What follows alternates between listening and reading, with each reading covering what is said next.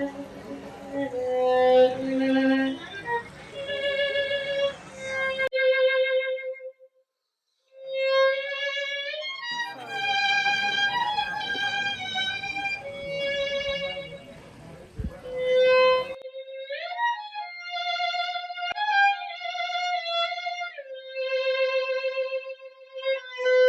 like to thank all of you for coming and for supporting the symphony in this very special way. So thank you all so much. As an amateur singer, one of my thrills of my career, being on stage with the Santa Barbara Symphony, performing the Carmina Burana.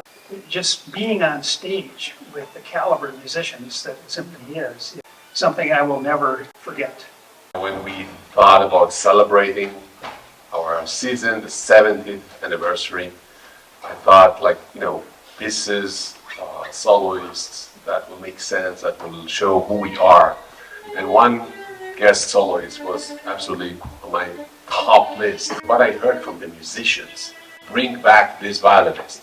So I did. Philippe Quint did his debut with Brahms' double concerto. A few years later, I invited him to play the Corngold concerto, Piazzolla and Vivaldi thing, and now for the fourth time, and that's very unusual to be invited back. So without further ado, Philippe Quint.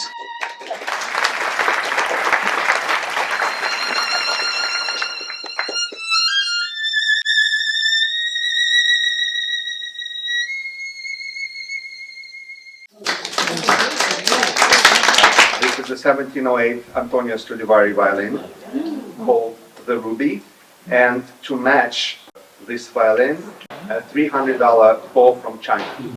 Some experiments today and some violin solo pieces, and I'd like to start with a work that is very dear to me, the third movement of Bach's second violin partita. This is the Staubach.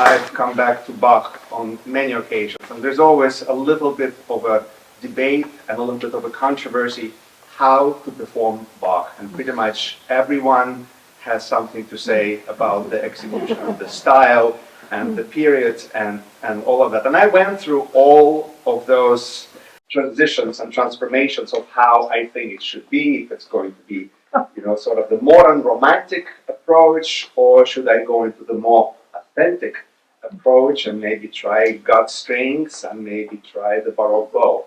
So I did arrive to the Baroque bow, and I'm holding one right now, and you can see the difference between the Baroque bow and a modern bow. Quite significant. So as you can see, the violinist egos got much bigger over the years. With this bow, we're now able to reach the conductor. Baroque bow presents some challenges. It's much smaller. It's also much lighter. Occasionally, it feels like feather. It feels like a pencil. But it has a little bit more of, obviously, flexibility because it's lighter.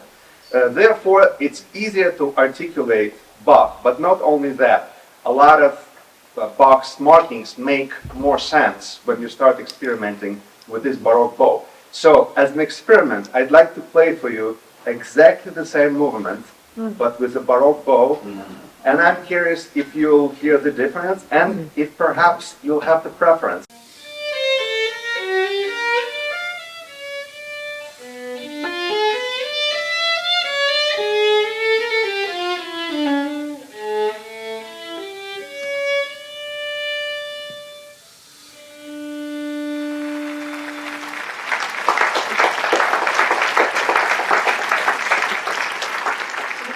I don't hear much difference.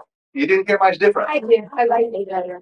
I like it. Wow. Okay, the overwhelming majority. How would Bach feel about modern strings? He was a bit of a revolutionary we like to speculate that he would have appreciated the modern approach.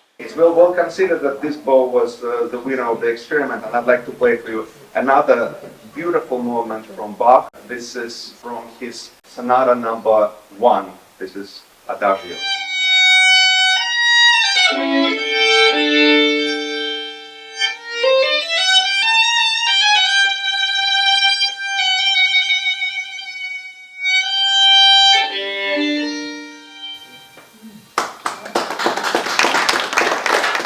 Bach's music just divine. I have to confess, I lose myself in the music so much I don't even know where I am.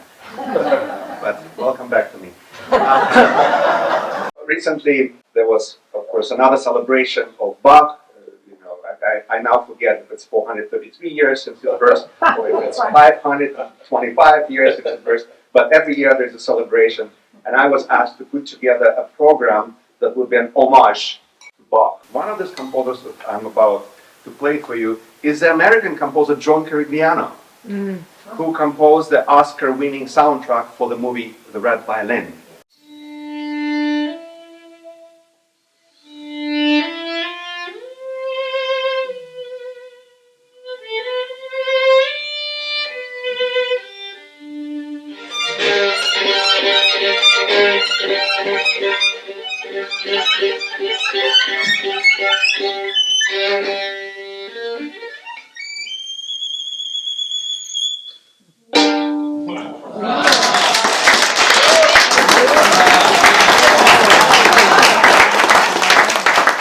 My dream was to become, first I wanted to become a soccer player, then I wanted to become a chess player. I was actually pretty good at chess. Then I read all the volumes of Conan Doyle and Sherlock Holmes. So I decided that I was going to be a detective. That was the last profession before I had to, give in to violin because I honestly just had no choice.